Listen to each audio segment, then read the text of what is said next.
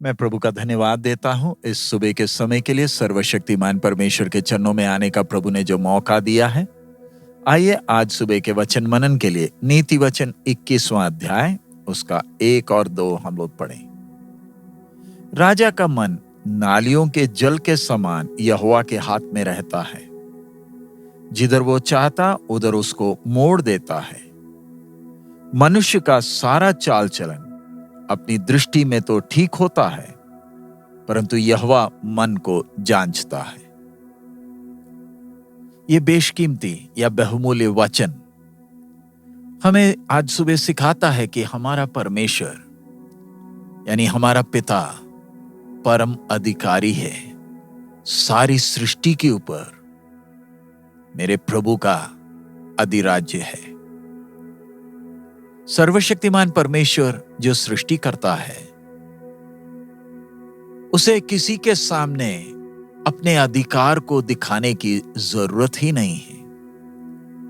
परमेश्वर के सामर्थी काम, आश्चर्यजनक काम अपने आप में वर्णन करती है कि सृष्टिकर्ता का कैसे सब बातों के ऊपर नियंत्रण है।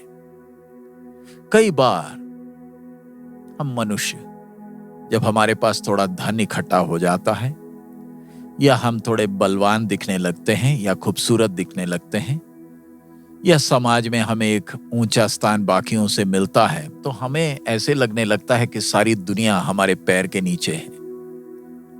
हमारा हृदय घमंड से भर जाता है और हम फिर वो काम करने में खुश होते हैं जो परमेश्वर की व्यवस्था के खिलाफ है।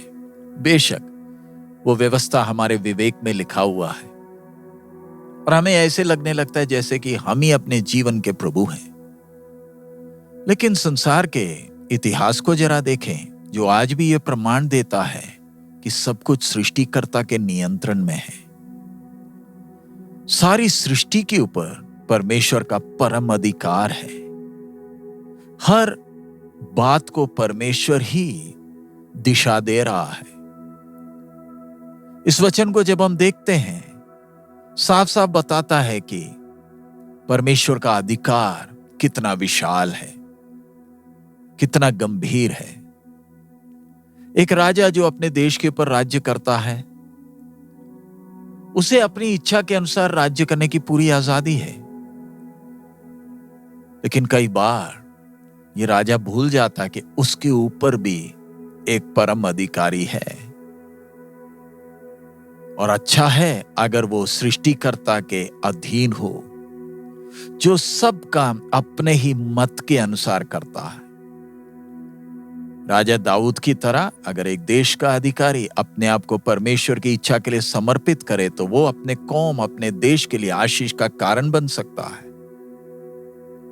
और यदि अगर राजा या अधिकारी परमेश्वर के अधिकार से के खिलाफ बलवा करे, वो अपने आप को मूर्ख ही बनाएगा, क्योंकि आखिरकार उसे तो परमेश्वर की मर्जी ही, परमेश्वर की योजना ही तो पूरी करनी है। इधर जैसे हमने वचन में पढ़ा, राजा का मन नालियों के जल के समान यहोवा के हाथ में रहता है। जिधर वो चाहता उधर उसको मोड़ देता है। इस बात को ध्यान से हम लोग मनन करें। हम देखते हैं मनुष्य अपना ज्ञान इस्तेमाल कर कर बड़े बड़े बांध बनाता है, नहरें बनाता है नदी के ऊपर। ये सब क्यों करता है? ताकि नदी के पानी को इकट्ठा कर कर जहां कहीं ले जाना चाहता है मनुष्य ले जाता है। वो पानी के स्वभाव को तो बदल नहीं सकता, लेकिन पानी की दिशा को बदलता है।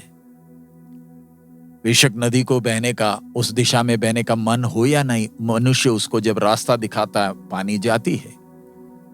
अगर मनुष्य जिसके सामर्थ्य में सीमाएं हैं, अगर वो अपने लाभ के लिए अपने अधिकार को इस्तेमाल कर सकता है, ताकत को इस्तेमाल कर सकता है, तो जरा सोचे सृष्टिकर्ता परमेश्वर को अपने सृष्टि के ऊपर कितना अधिकार है।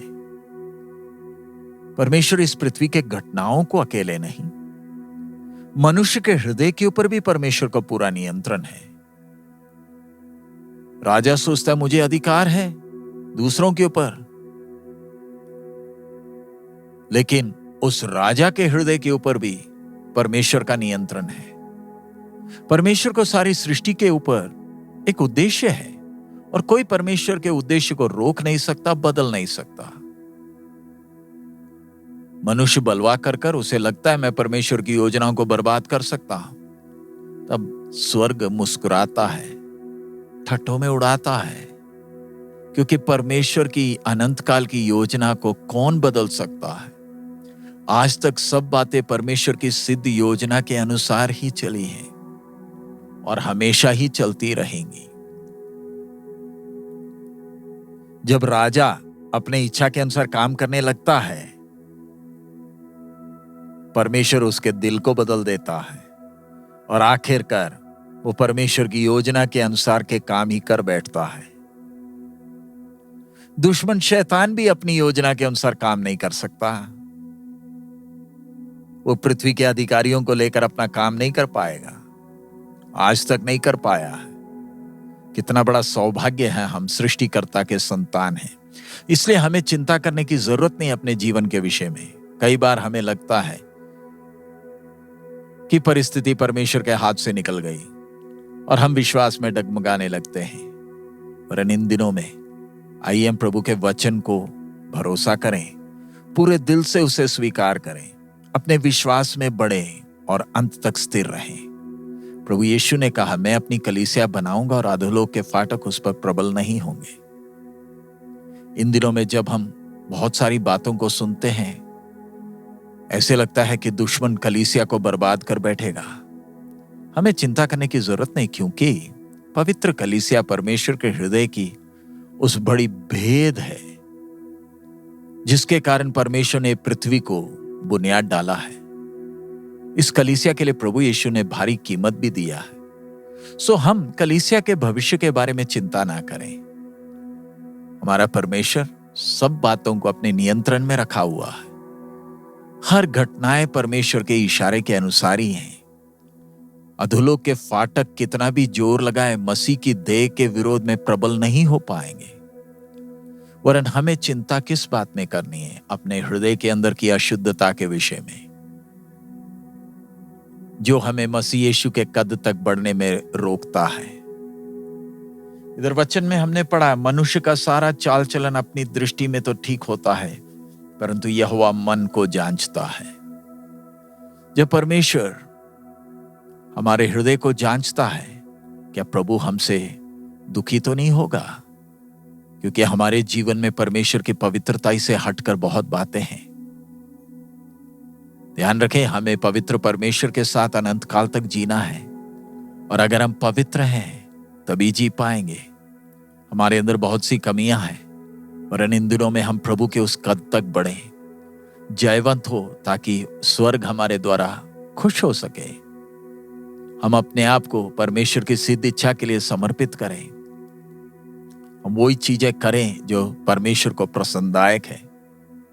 इसका मतलब ये नहीं कि हम आज से प्रचार करना शुरू करें, नहीं, लेकिन जहां कहीं परमेश्वर ने हमें रखा है, जो कुछ हमारे हाथ में परमेश्वर ने सौंपा है, आइए हम आसपास के लोगों के सामने प्रोत्साहन, उदाहरण का कारण बने, विश्वास योग्य ठहरे।